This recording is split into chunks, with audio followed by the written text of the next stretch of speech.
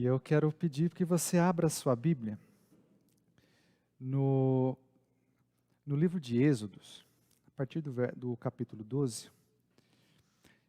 O tema da mensagem, o título da mensagem é Nos Umbrais das Portas. E eu vou ler com você a partir do verso 3.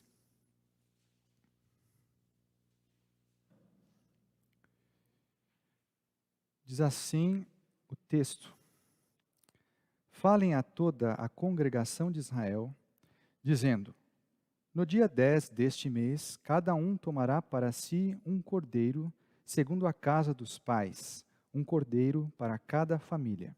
A partir do verso 5. O cordeiro será sem defeito, macho de 1 ano, podendo também ser um cabrito. Vocês guardarão o cordeiro até o 14º dia deste mês, e todo o ajuntamento da congregação de Israel o matará no crepúsculo da tarde. Pegarão um pouco do sangue e o passarão nas 2 ombreiras e na viga superior da porta, nas casas em que o comerem. A partir do verso 12 agora. Porque naquela noite passarei pela terra do Egito e matarei na terra do Egito todos os primogênitos, tanto das pessoas como dos animais, e executarei juízo sobre todos os deuses do Egito. Eu sou o Senhor. O sangue será um sinal para indicar as casas em que vocês se encontram. Quando eu vir o sangue, passarei por vocês, e não haverá entre vocês praga destruidora, quando eu ferir a terra do Egito. Vamos fazer mais uma oração? Ó Deus bendito, agradecemos, Senhor, por todos estes momentos que nós já tivemos de culto, em que podemos cantar, te louvar. E agora, Senhor, eu peço que o Senhor esteja me usando para transmitir esta palavra que o Senhor falou primeiramente comigo. E peço a Deus que os meus irmãos, as pessoas que nos assistem, possam também ser tocados da mesma forma que eu fui. Esteja, Senhor, me usando para a tua honra e glória, é o que eu te peço, no nome de Jesus. Amém. Você pode achar estranho que eu esteja usando este texto, que é marcado como o início da Páscoa, para o tema como a família. Mas eu vou pedir que você guarde esse texto que eu acabei de ler, porque eu vou utilizar a aplicação um pouquinho mais na frente. Então, fique com ele um pouquinho, porque ele tem você vai ver que ele tem o porquê nessa meditação. Como eu disse, a meditação tem por tema família, porque nós estamos no mês de maio, em que é comemorado o mês da família por nós batistas. E mais natural, né, que você que nos acompanha, já ouviu o pastor Jefferson hoje pela manhã pregando sobre família. Semana passada ele também pregou sobre família. E para nós batistas, a família, nós temos um carinho especial por isso, pela família. Porque nós entendemos a importância que a família tem, primeiro, no nascimento das igrejas. Porque se você vê a história de muitas igrejas que começaram com as missões, elas se tornaram igrejas depois porque começaram nos lares das famílias, das pessoas. E nós também entendemos a importância da família para a manutenção da igreja. E aqui eu digo manutenção no sentido material e financeiro. As famílias são importantes nisso, mas também, principalmente, no sentido espiritual, nas orações, nos cultos que são realizados. Até hoje nós temos igrejas que ainda realizam seus cultos nos lares, que é um importante ponto de pregação. Então, por nós entendermos a importância da família para a igreja, é que nós ficamos tristes constatando a situação em que elas vivem. Esta instituição que foi criada por Deus lá no Gênesis está sob um ataque ferrenho. dizer que as famílias passam por problemas e problemas graves não é nenhum exagero. E aqui eu quero lembrar um pouco da mensagem do pastor Jefferson hoje pela manhã, que falou que as famílias, quando são fortes, então nós temos igrejas fortes. Mas infelizmente o contrário também é verdadeiro. Quando nós temos famílias fracas e fragilizadas, nós temos então igrejas fracas. E é por isso que o inimigo tem investido tanto em destruir as famílias. Mas aqui eu não vou ficar me detendo nesses problemas horríveis pelos quais as famílias passam, né? Como pais que matam seus filhos, filhos que matam seus pais. Todos vocês lembram, né, dos casos da Suzanne von Richthofen, dos Nardoni, ou problemas de relacionamento entre os filhos e os pais, pais que não conversam com seus filhos, filhos que não respeitam seus pais. Também problemas relacionados aos vícios que dilaceram as nossas famílias, como bebida, drogas, a própria pornografia, e também problemas como a ideologia de gênero e ataques vindos do movimento LGBT. Eu não sei se você viu, mas recentemente, uma ativista desse movimento LGBT, ela disse que o movimento deveria abraçar a bandeira de destruição da família. Isso num evento público, onde foi transmitido para milhares de pessoas na internet. Então, o quadro que eu quero que você veja que não é favorável, é um quadro ruim, um quadro onde as famílias estão sendo atacadas. Se eu pudesse comparar os problemas pelos quais as famílias passam com uma doença, eu diria que tudo isso que as famílias estão sofrendo é uma espécie de um câncer, uma pneumonia, uma doença bem agressiva que está atacando o doente. Mas, como eu disse, não é sobre isso que eu quero tratar nessa meditação. Os problemas que eu quero falar, eu quero que você pense sobre isso nessa noite, são problemas menores, mas problemas que, se não forem tratados, podem evoluir para algo bem grave. É quase como se hoje à noite nós fôssemos falar de uma gripe, né, de um resfriado, mas que, se eles não forem tratados corretamente, pode virar uma pneumonia, pode virar um problema grave. Claro, porque nenhuma família ela começa tendo que enfrentar problemas graves como vícios em drogas ou bebida ou falta de relacionamento entre os seus membros. Estas coisas, elas começam devagar e elas vão evoluindo até chegar nesse ponto. E muitas vezes você pode conhecer uma família que está passando por esse problema, por essa dificuldade, ou você mesmo esteja passando por isso. Bom, e não sabe como resolver. O objetivo dessa meditação é mostrar para você que existe uma solução. Que, se você deixar Deus agir na sua vida, Ele pode transformar a sua família, pode transformar você, pode tornar a sua família novamente num lugar de grande alegria. Então, eu gostaria de listar com você algumas situações que você pode estar passando, ou que nós podemos passar e não sabemos como lidar. Em primeiro lugar, você pode estar enfrentando uma luta contra um sentimento de desejo não satisfeito. E aqui, isso geralmente começa a acontecer quando nós estamos idealizando o nosso casamento, né? Nós idealizamos o nosso futuro lar, colocamos toda a nossa energia, o nosso esforço para atingir essa visão ideal. Nós trabalhamos e vivemos nessa busca, esperando que o nosso cônjuge, o nosso companheiro, também compartilhe do nosso sonho.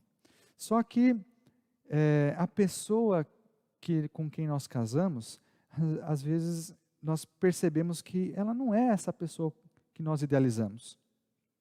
Mesmo assim, a gente espera que com a chegada dos filhos a situação se modifique. Mas os anos passam, os filhos chegam e nada acontece, nada se modifica. E aí nós nos frustramos.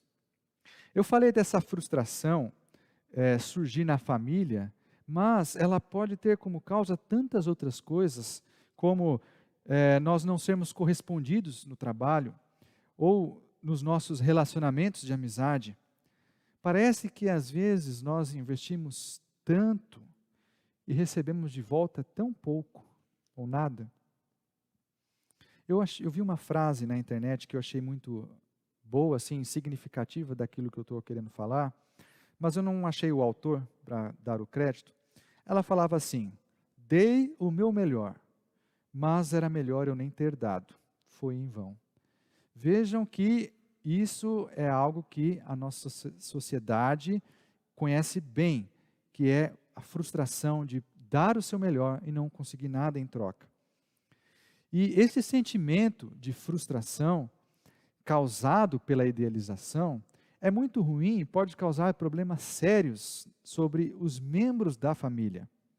A idealização, ela é prejudicial porque ela coloca um peso enorme na vida do outro, porque responsabiliza ele por algo que ele não deu causa. E as consequências disso podem ser muito ruins. Você quer ver um exemplo de idealização prejudicial numa família? Vamos pegar o exemplo da família de Jacó. Você certamente já ouviu a história de Jacó e sabe que Jacó fugiu de casa e chegou na terra do seu tio e conheceu Raquel, que era uma mulher muito bonita, e Jacó queria se casar com Raquel, ficou enamorado dela. E trabalhou 7 anos, pensando que quando ele se casasse com ela, tudo seria perfeito. Mas daí chegou o momento de consumar o casamento, né? E olha a surpresa dele, ele acordou na cama com Lia, a mulher que ele não tinha pensado em casar. Mas Jacó, mesmo assim, trabalhou mais 7 anos para Labão, para receber Raquel. O pior disso tudo, meus queridos, é que ele esqueceu de Lia. Por quê? Porque, pense, a esposa ideal para Jacó não era Lia, era Raquel.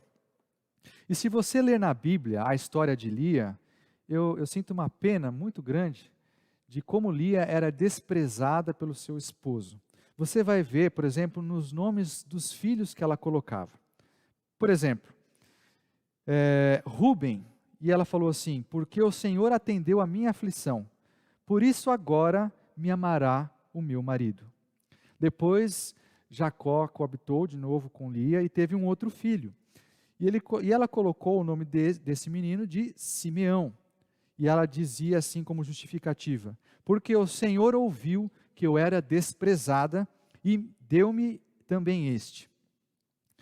E ela continuou tendo relações com seu marido e teve mais um filho, que ela colocou o nome de Levi. E para justificar esse nome, ela falou o seguinte: agora esta vez se unirá meu marido a mim, porque 3 filhos lhe tenho dado. E ela continuou tendo filhos, até que ela teve mais um filho, e esse foi o último que ela teve, que ela pôs o nome de Zebulon. E a justificativa de ela ter colocado o nome da criança de Zebulon foi: porque desta vez morará o meu marido comigo, porque ele tenho dado 6 filhos. Então vejam que até este momento, Lia já havia dado 6 filhos para Jacó, e ele ainda assim não morava com a sua esposa. Então, Jacó idealizou tipo de família para ele e colocou um tipo de esposa ideal e acabou desprezando a outra. E o interessante aqui que eu quero dizer é que esta frustração que Jacó teve por ter casado com uma pessoa que ele não queria, ela passou para os seus filhos, porque Jacó amava mais os filhos de Raquel que os de Lia. E isso trouxe um estrago para a família muito grande. Você certamente conhece a história de José e como ele foi vendido pelos seus irmãos. Tudo isso porque a idealização tomou conta da família. Em segundo lugar, você pode estar experimentando a sua própria limitação ou finitude. Sabe, todos nós que temos uma família para cuidar, queremos dar coisas boas para ela. E nós trabalhamos para sustentar os filhos, o cônjuge, para melhorar a condição de vida de todos eles. Achamos que quando chegarmos num determinado grau ou patamar financeiro, ou material, ou nos relacionamentos, a nossa família estará bem. Mas então, nós não alcançamos isso, ou seja, fracassamos e temos aí a consciência da nossa limitação, da nossa finitude, do quanto nós somos impotentes em dar essas coisas boas para a nossa família. E nos esquecemos do principal, porque nós estamos priorizando outras coisas. E aqui eu quero trazer como uma ilustração, uma história que uma vez eu li, que dizia, era uma lenda, né, sobre uma mulher muito pobre que tinha uma criança no colo e passou diante de uma caverna, e dessa caverna ela escutou uma voz misteriosa que lá dentro dizia assim: entre e apanhe tudo o que você desejar, mas não se esqueça do principal. Lembre-se de uma coisa, porém, depois que você sair, a porta se fechará para sempre. Portanto, aproveite a oportunidade, mas não se esqueça do principal. A mulher entrou na caverna e lá encontrou muitas riquezas. Ela ficou fascinada pelo ouro, pelas joias, e pôs a criança no chão e começou a juntar ansiosamente tudo o que tinha, colocando no seu avental. A voz misteriosa então falou novamente: você só tem 8 minutos. Esgotados os 8 minutos, a mulher, carregada de ouro e de pedras preciosas, correu para fora da caverna e a porta se fechou.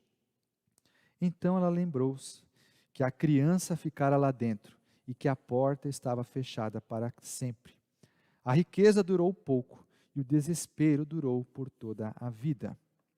Então, meus irmãos, essa ilustração é para nos lembrar que nós não devemos nos esquecer que o principal na vida não são os bens, o conforto que nós conseguimos dar para a nossa família.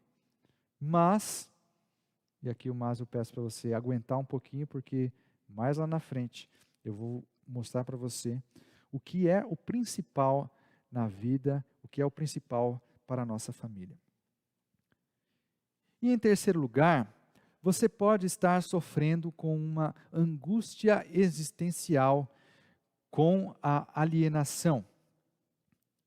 Sabe, infelizmente, não são todas as famílias onde os membros são tratados de forma igual, ou onde reina um ambiente de incentivo mútuo. É sintomático dos nossos dias a competição. E essa competição extrema também pode chegar no seio da família. Filhos competindo pela atenção dos pais, que estão mais interessados em outros assuntos, cônjuges que não são correspondidos pelo seu companheiro.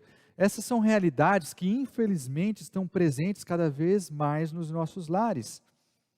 E esta falta de atenção, esta comunicação não correspondida, pode levar o outro a se alienar, a perguntar qual a razão de ser da família, se não há cuidado mútuo. Um exemplo bem conhecido que mostra o problema de se dar preferências a algum membro da família, em detrimento de outro, é a história da família de Isaac. Você bem conhece também a história de Isaac. Isaac favorecia Esaú e Rebeca, Jacó. Essa alienação dos filhos causada pelos pais levou os irmãos, que deveriam ter um relacionamento de companheirismo, de amizade em inimizade, competição e rivalidade. Então, nós temos esse quadro montado aqui, e eu quero fazer agora eu quero fazer a utilização do texto que eu acabei de ler com você. Quando Deus mandou Moisés ao Egito para tirar o povo da escravidão, ele disse que livraria o povo com mão poderosa e que aplicaria o seu juízo sobre o Egito. Você bem conhece e já ouviu as 10 pragas do Egito. Estas pragas resultaram num grande sofrimento para a população egípcia. A população enfrentou doenças, miséria e destruição. Tudo porque se recusaram a reconhecer o Senhor como o Deus verdadeiro. Mas eu quero deixar claro aqui que eu não estou fazendo essa comparação para dizer que os problemas que nós enfrentamos hoje são juízos de Deus. Em Romanos 1, nós lemos que os problemas do homem são causados pelo seu pecado e que Deus permite que a própria humanidade siga seus desejos pecaminosos, o que leva à situação atual que nós vivemos. Olha, veja comigo o que diz o texto lá em Romanos 1, a partir do verso 20. Porque os atributos invisíveis de Deus, isto é, o seu eterno poder e a sua divindade, claramente se reconhecem desde a criação do mundo, sendo percebidos por meio das coisas que Deus fez. Por isso, os seres humanos são indesculpáveis, porque tendo conhecimento de Deus, não o glorificaram como Deus, nem lhe deram graças. Pelo contrário, se tornaram nulos em seus próprios raciocínios, e o coração insensato deles se obscureceu. A partir do verso 28, e por haverem desprezado o conhecimento de Deus, o próprio Deus os entregou a um modo de pensar reprovável, para praticarem coisas que não convêm.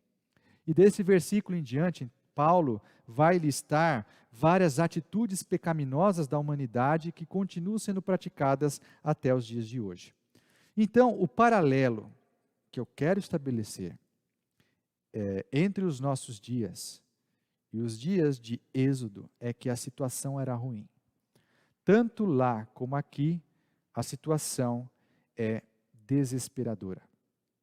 E agora sim, entrando no texto que nós acabamos de ler, em Êxodo, nós vemos que Deus vai aplicar mais uma praga, que é a morte dos primogênitos.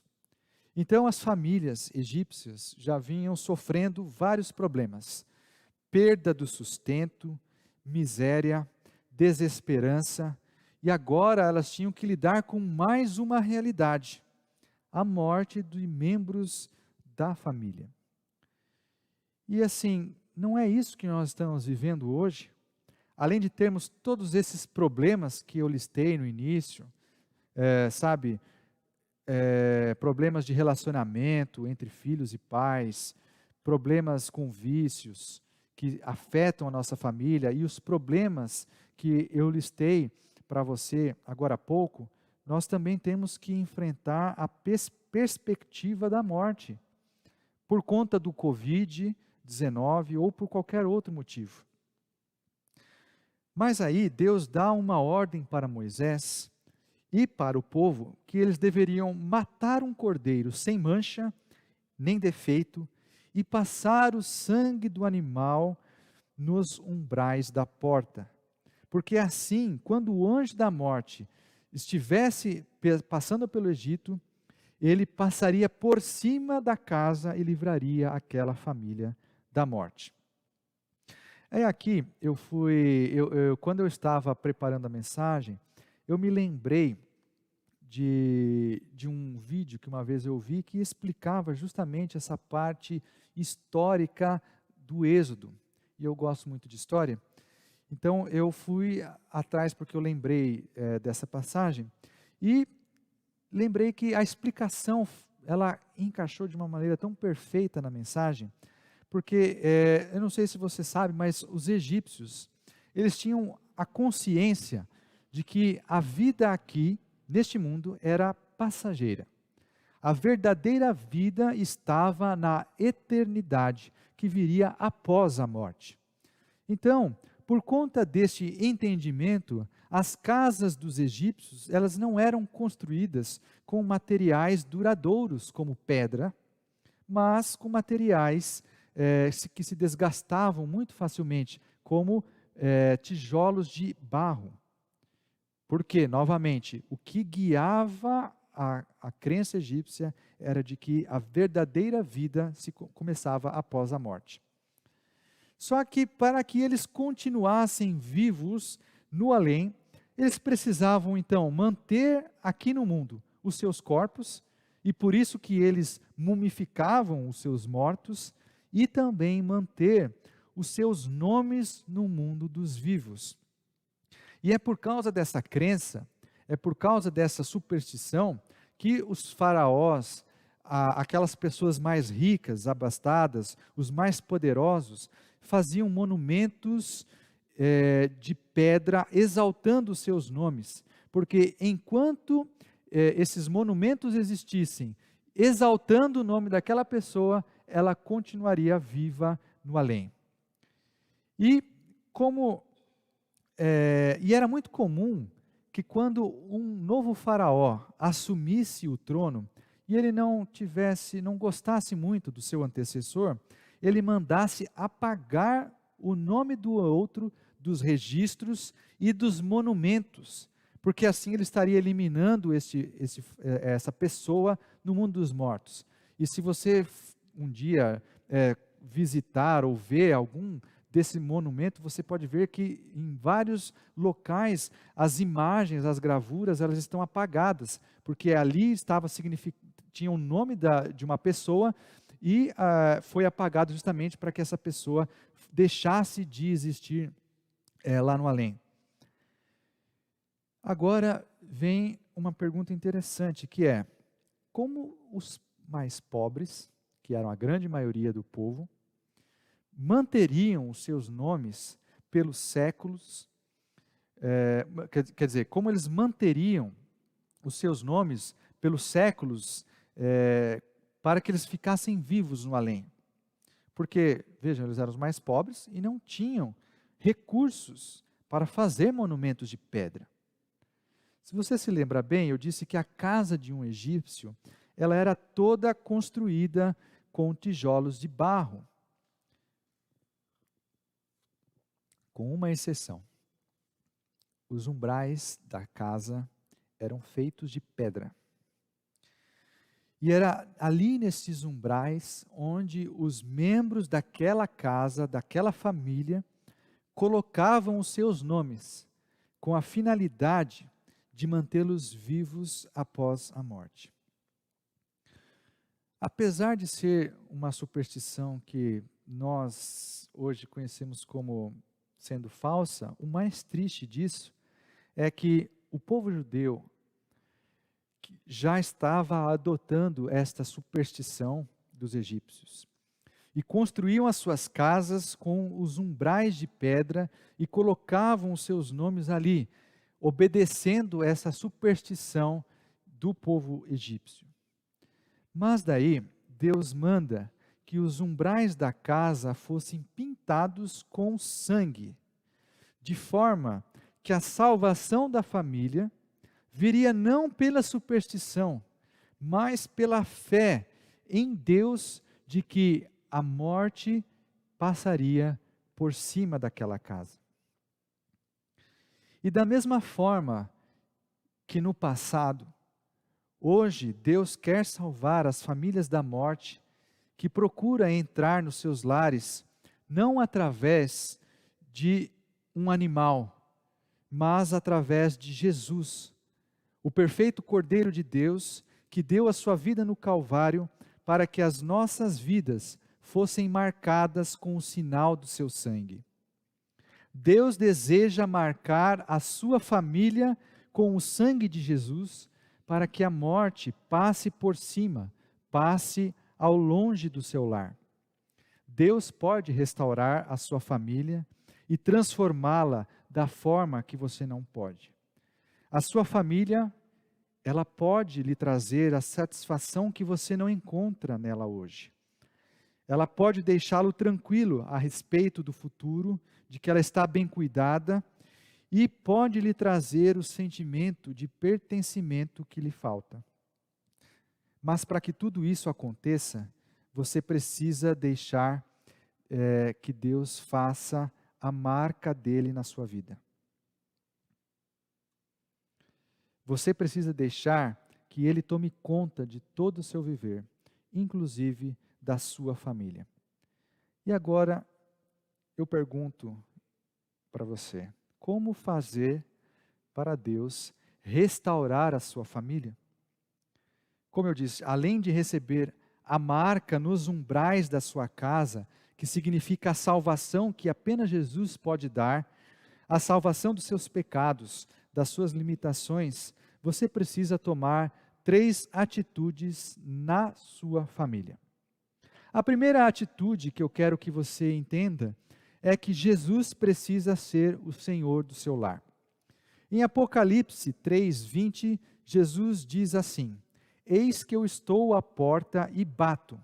Se alguém ouvir a minha voz e abrir a porta, entrarei na sua casa e cearei com ele e ele comigo. Aqui, a Bíblia nos mostra que para que Jesus entre e a ceia aconteça, ou seja, o momento de satisfação, de alegria, de prazer aconteça, nós precisamos deixar Jesus entrar na nossa casa. Veja que Jesus é muito educado. Ele bate nas portas, ele não arromba e entra. Quantas vezes você deixou Jesus do lado de fora da sua casa? Saiba que hoje ele está batendo e quer entrar e ser o Senhor da sua família. Que tal você deixar ele entrar na sua vida, entrar na sua família? A segunda atitude que você precisa tomar é que Jesus precisa ser o assunto principal da sua casa. Jesus precisa ser a conversa em todos os momentos e em todos os assuntos da sua família. Jesus precisa ser um assunto discutido, conhecido e meditado. Em 1 Coríntios 15:33, Paulo afirma o seguinte: Não vos enganeis, as más conversações corrompem os bons costumes. Além de evitar as más conversas, você precisa conversar sobre o que é bom. Conversar sobre quem Jesus foi aqui neste mundo, o que ele fez, o que ele falou. Esses devem ser os assuntos mais comentados na sua família. E em terceiro lugar, Jesus precisa ser adorado no seio da sua família. E aqui eu estou falando do culto doméstico. Quando Jesus é adorado na família, quando o culto doméstico é praticado por todos, garantimos que o lugar que é devido apenas a Deus não seja tomado por outro. E garantimos que a geração seguinte continue servindo ao Senhor. Em Juízes 2:10, nós lemos o seguinte: Toda aquela geração também morreu e foi reunida aos seus pais, e depois dela se levantou uma nova geração que não conhecia o Senhor, nem as obras que ele havia feito por Israel. A falta do culto doméstico pode nos levar inconscientemente a colocar outras coisas no lugar que pertence somente a Deus. E isso com certeza vai levar a geração seguinte a não conhecer o Senhor, tal como ocorreu em Israel. Estas 3 atitudes são muito bem resumidas na música Meu Universo, que você certamente conhece. Eu vou ler aqui alguns trechos da música para você. Que sejas meu universo. Não quero dar-te só um pouco do meu tempo. Não quero dar-te um dia apenas da semana. Não quero dar-te as palavras como gotas, quero que saia um dilúvio de bênçãos da minha boca. Eu quero que sejas tudo o que eu sinto e o que penso. Que sejas o primeiro pensamento pela manhã e a luz que entra pela minha janela. Que enchas cada um dos meus pensamentos, que a tua presença e o teu poder sejam o meu alimento. Jesus, este é o meu desejo. Eu quero que você cante comigo essa canção e medite naquilo que nós acabamos de falar. E louve a Deus com essa música que é muito, muito bonita e muito significativa sobre aquilo que eu estava falando.